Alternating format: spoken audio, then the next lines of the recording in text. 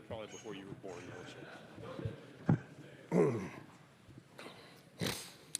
Okay, we welcome Connor Liu to our podium here. He is ready for some questions. Who would like to start off? We'll start here in the front row if we could. Connor, how different does this offensive line group feel heading into year 3 than the last 2 you played with at Auburn?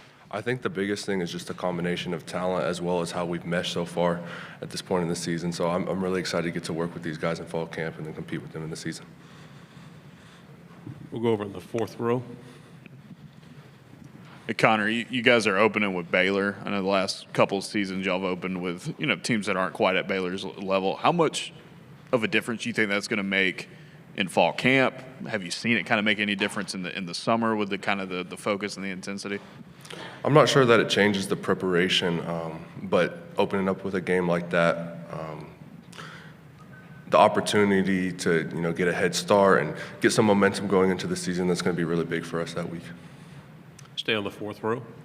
Connor, last season, the Auburn offense struggled at times to turn red zone possessions into touchdowns. What needs to change, and how much of that's on the offensive line?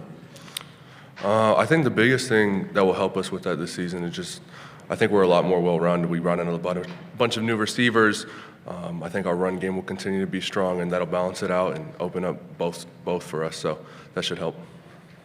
We'll go on the front row here on the right. Hey, Connor. Tony Reese, WTVM out of Columbus. I'm sorry if you already answered. Coach Freeze gave you a lot of praise and a lot of credit for being a cornerstone now. This offensive line being one of the best ones he's had since he's been again. Just kind of what does that mean for you as a prideful thing, and just kind of how you really hope to capitalize on that this season with you and your guys? Yeah, I'm honored to be in the center position and kind of get the play started every time. IDing and all that stuff. So I take pride in that stuff, and it's awesome here. We'll stay on the front row. Connor, you guys bring in X and Mason. Got a chance to see Mason a little bit in the spring, but what have you seen from those two guys that make you excited about them heading into a season? Just how both of them come in with experience at other places. It was really cool to see them pick up the offense fast and made our jobs easier. We didn't have to spend a lot of time on coaching up. We could get straight into the technique, but the calls and stuff they picked up and that made it easy on us. So that was really cool. Go on the fourth row and then pass it back. Connor, obviously you were able to block for Jarquez for a couple years. He was super productive for you guys. What have you seen from this running back group that makes you confident you guys are going to be able to fill that production? I think they're all good in their own way, these three guys, and I'm excited to see them, get their opportunities and showcase their talents for us in the run game. Fifth row. William Halliday, Auburn Undercover. Connor, Coach Freeze talked about Jordan Crawford's impact this offseason. You've gone up against him in practice. Can you kind of talk about his impact just on the team and what he's done this offseason? Yeah, just being out in the spring, I didn't really get a chance to go, one-on-one against him. But watching the film and stuff, I think he's going to be really good for us, especially as a freshman. He's really strong. I think that's the biggest thing that sticks out about him. So I'm excited to see how he develops this year, and I'm sure he'll get his opportunity at some point. Front row. Hey, Connor, Johnny Condon, ABC 3340 in Birmingham. Kirby Smart was just up here, was asked a question about league expansion and that potentially the Auburn-Georgia game could be on the chopping block. Can you imagine a world where that rivalry game would go away, and what does that game personally mean to you? That game's big for me personally because obviously I'm from Georgia. Grew up, a lot of my friends are Georgia fans, so I'd hate to see that game go. But yeah, I think that's a staple of the history between two programs too, so, Fourth row. Connor, obviously you got to have a connection with all the quarterbacks, especially as a center. But talk about your connection with Jackson and how that's kind of grown from the spring, the kind of work that y'all do in the summer, and just how that's developed. Yeah, it was cool to see because he came in from another SEC program. So when he first got here, we got a chance to watch some film, and I got to pick his brain about some things he's done differently. But I can't speak highly enough about him off the field, just as a person. I mean, we've gotten a chance to go out to eat with the receivers, quarterbacks, running backs, and just getting to know each other. I think that helps with us meshing. But really, all three of the quarterbacks, I could say the same about them. Fourth row. Connor, you got two guards on either side of you who have played a lot of college football in Dylan Wade and Jeremiah Wright. How has that helped, being around guys that veteran, and what have you learned from those teammates? I think the biggest thing with those guys returning, it makes our communication a lot more efficient. That way, if we do get into a sticky situation, maybe something we didn't practice during the week, we have more time and we're kind of on the same page faster where we can communicate and figure out how we want to block something. Third row. Good morning, Connor. AP Stedham, APS, we see it. Connor, how was it to block for Jackson Arnold and Deuce Knight and the other quarterback from Stanford? Yeah, they're extremely talented, and like I said, we've meshed super well since all of them got here, and they're all great people off the field, so that kind of makes you want to block harder for them when you're on the field. Connor, you always hear that offensive linemen are the best talkers and most interesting people to talk to on a team. Why is that? I think just something about being in an offensive line room, there's a bunch of people from all over the place. Obviously, that's the biggest room on the team, so you're balancing a lot of different characters, personalities, so I think that's what makes them unique.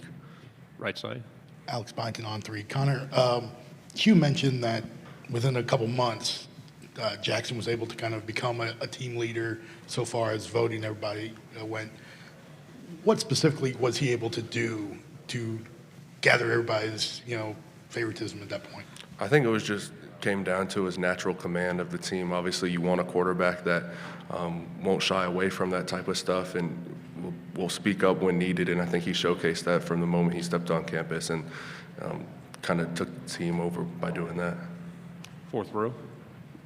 Connor, you and Keldrick have been together since you guys came in the same recruiting class. How have you seen him develop as a player, going from a guy who was really talented out of high school, and now you look and he's at most places projected as a first-round pick next year? It's been really cool because obviously we got in at the same time, so that means every year we've been together, we've gotten a chance to compete in our own ways, and I think it's made me better.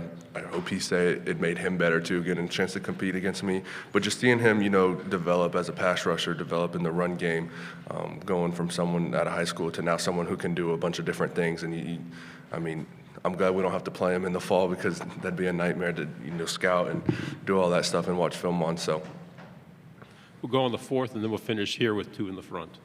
Jarquez was obviously a huge part of last year's offense. Auburn moving on without him, with some new faces at the running back position. What can you say about that group and the production that you expect this year? Yeah, I think having guys like Cobb and Damari who have come back and they've experienced offense now, and Darrell too. Really, he came in a little banged up, but all 3 of them really seem to understand what we're trying to accomplish in the run game, and they're all talented in their own ways. So I'm excited for all of them to get their opportunities and help us. Front row. There's obviously 6 or 7 of you older guys that who are a couple of young guys maybe off the radar that might surprise some people this year on the offensive line that if they have a chance to play can get in there and get the job done? I know on the D-line we talked about Jordan Crawford, I think Malik Autry too, Jared Smith. On the offensive line, Cale Ellis, Jacoby Ward, Ty Buster, all of them, I'm speaking on the offensive line room, but all of them have picked up the calls and everything pretty fast for freshmen. So whenever their time comes, I think it'll be good to see. No doubt about it, Connor. We talk about the progression, now being in this system for quite some time now, and just the progression of not only yourself, but just what you're seeing to consistently play at the SEC level, just kind of how do you bring it each season, or how you improve each season? I think just focusing, for me this season, it was big to focus on the bigger picture. And obviously, when you first get in as a freshman, you can't do that. So just finding new areas to help you help the team, really. Connor, thank you very much. Thank you, guys.